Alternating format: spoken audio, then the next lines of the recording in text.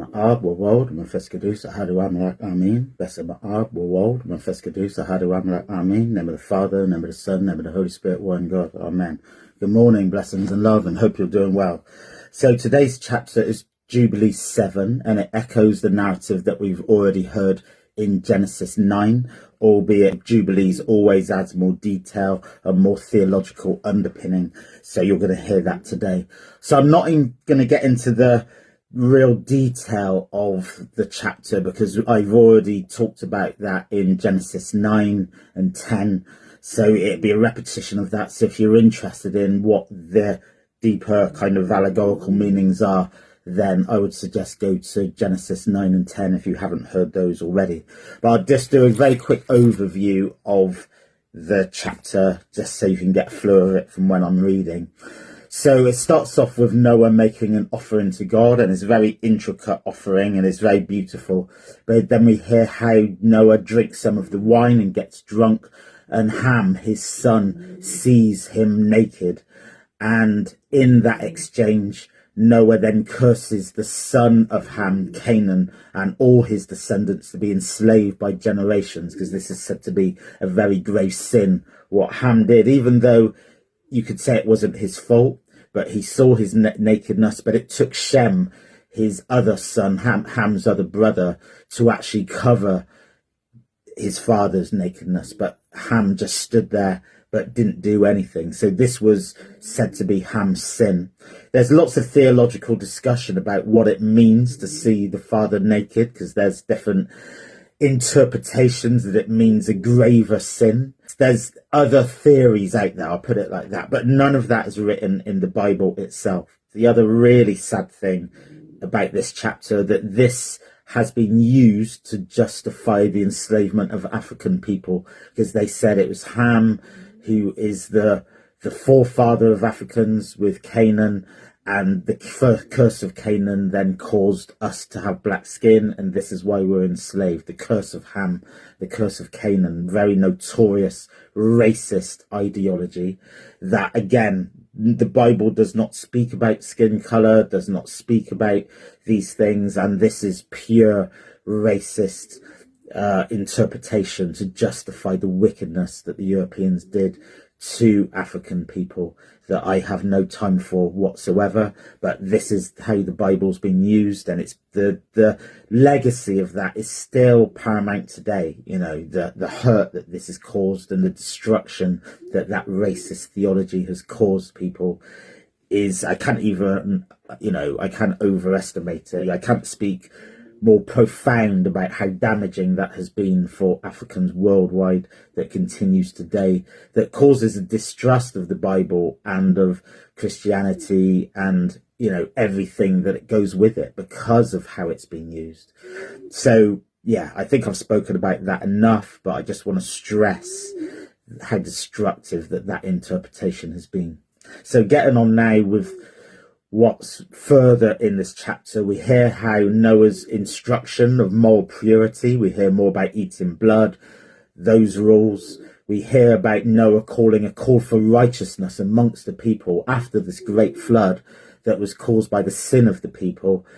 We also know, and we heard this yesterday, that not all the sins of the people can be blamed on the Nephilim, on the Watchers, that people have their own moral will, and actually the people themselves are sinning. It's not just because of the Watchers, and I don't think I really alluded to that in yesterday's chapter. We hear how Noah instructs people to build cities and to plant the land, and then we hear the law of the first fruits, where the first fruits that are harvested belong to God as an offering, and then the people can take anything that's harvested after that. Noah then explains how these laws came from Enoch, from Noah, through Methuselah, through Lamech, and then on to Noah. Enoch being the most righteous pre-flood individual, and he's really held on a much more stronger pedestal than we hear about in Genesis. And then the chapter ends with Noah continuing Enoch's testimony. So I now got on with reading Jubilees 7. Give thanks for these few words. And in the 7th of the first year thereof, in this Jubilee, Noah planted vines on the mountains on which the ark had rested, named Luba, one of the Ararat mountains, and they produced fruit on the 4th year.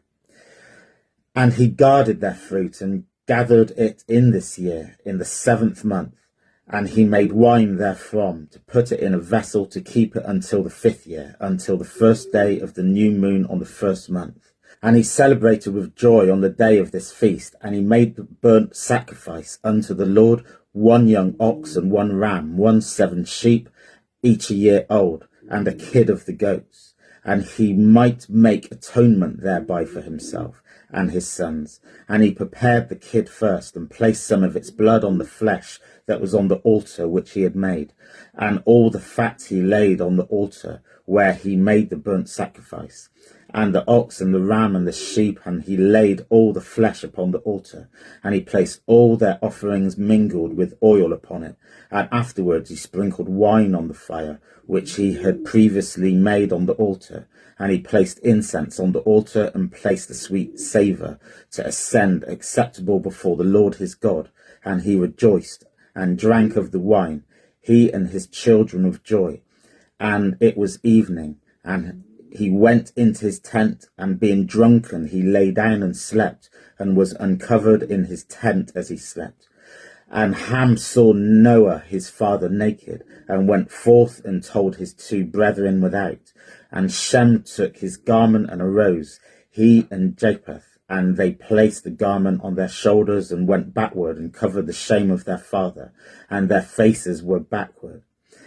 And Noah awoke from his sleep, and knew all that his youngest son had done unto him. And he cursed his son, and said, Cursed be Canaan, and enslaved servant shall be he unto his brethren. And he blessed Shem, and said, Blessed be the Lord God of Shem, and Canaan shall be his servant. God shall enlarge Japheth, and God shall dwell in the dwelling of Shem, and Canaan shall be his servant. And Ham knew that his father had cursed his younger son, and he was displeased that he had cursed his son. And he parted from his father, he and his sons with him, Cush and Mizraim, and Put and Canaan. And he built for himself a city, and called its name after the name of his wife, Netelamagak. And Japheth saw it, and became envious of his brother. And he too built for himself a city, and called its name after the name of his wife, Adat Nanez. And Shem dwelt with his father Noah, and he built a city close to his father on the mountain. And he too called its name after the name of his wife, Shequetelelabab. And behold, these 3 cities were near Mount Luba, Shetwelelelabak, founding the mountain of the east, Netelamalak on the south, and Adat Ananez towards the west. These were the sons of Shem, Elam and Asher. Apharad, his son, was born 2 years after the flood. And Lud and Aram, the sons of Japheth, Gomer and Magog and Madai and Javan, Tubal, Meshkat and Tiraz. These are the sons of Noah. And in the 28th Jubilee, Noah began to enjoin upon his sons and the sons of the ordinances and commandments and all the judgments that he knew. And he exhorted his sons to observe righteousness and to cover the shame of their flesh and to bless their Creator and honour father and mother and love their neighbour and guard their souls from fornication and uncleanness and all iniquity. For owing of these 3 things came to the flood upon the earth, namely, owing to the fornication wherein the watchers against the law of their ordinances went on whoring after the daughters of men, and took themselves wives of all which they chose, and they made the beginning of uncleanliness. And they begat sons, the Nephilim, and they were all unlike, and they devoured one another. And the giant slew Nephil, and Nephil slew Eljo, and Eljo and mankind, and man one another. And everyone sold himself to work iniquity, and to shed much blood, and the earth was filled with iniquity. And after this they sinned against the beasts and the birds, and all that moves and walks on the earth. And much blood was shed on the earth, and every imagination and desire of men imagined vanity and evil continually. And the Lord destroyed everything from off the face of the earth because of the wickedness of their deeds, and because of the blood which they had shed in the midst of the earth. He destroyed everything. And were left I and you, my sons, and everything that entered unto us into the ark. And behold, I see your works before me, that ye did not walk in righteousness. For in the path of destruction you have begun to walk, and you are parting from one another. Ye are envious from one another. And so it comes that ye are not in harmony, my sons, each with his brother. For I see and behold, the demons have begun their seductions against you, and against your children. And now I fear on your behalf that after my death ye will shed the blood of men upon the earth, that ye too will be destroyed from the face of the earth. For whoso sheddeth man's blood, and who eateth the blood of any flesh, shall be destroyed from the earth. And there shall not be left any man that eateth blood, or that sheddeth the blood of man on the earth, nor shall there be left any of him, any seed or descendants living under heavens. For into Sheol shall they go, and into the place of commendation shall they descend, and into the darkness of the deep shall all be removed by violent death. There shall be no blood seen upon you. All the blood there shall be all in the days of which you have killed any beast or cattle or whatever flies on the earth. And work ye the good work of your souls by covering that which has been shed on the face of the earth. And ye shall not be like him who eats blood, but guard yourself that none may eat blood before you. Cover the blood, for thus I have been commanded to testify to you and your children, together with all flesh. And suffer not the soul to be eaten with the flesh, that your blood, which is your life, may not be required at the hand of any flesh that sheds on the earth. For the earth shall not be clean from the blood which has been shed upon it, for only through the blood of him that has shed it on the earth will be purified throughout all its generations. And now, my children, hearken ye, work judgment and righteousness, that ye may be planted in righteousness over the face of the whole earth, and your glory lifted up before my God, who saved me from the waters of the flood. And behold, ye will go and build for yourselves cities, and plant in them all the plants that are upon the earth, and moreover all first-bearing fruits. For 3 years the fruits of everything that is eaten will not be gathered. For in the 4th year its fruits will be accounted holy, and they will offer the first fruits, acceptable before the Most High God, who created heaven and earth and all things. Let them offer in abundance the first of the wine and oil as first fruits on the altar of the Lord, who receives it. And what is left, let the servants of the house of the Lord eat before the altar which receives. And in the 5th year make ye the release, that ye release in its righteousness and uprightness, that ye shall be righteous, and all that you plant shall prosper.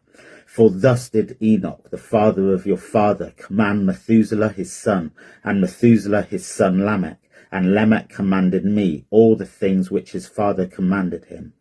And I also will give you commandment, my sons, as Enoch commanded his son, in the first Jubilees, whilst still living, the 7th in his generation. He commanded and testified to his sons and to his sons' sons until the day of his death.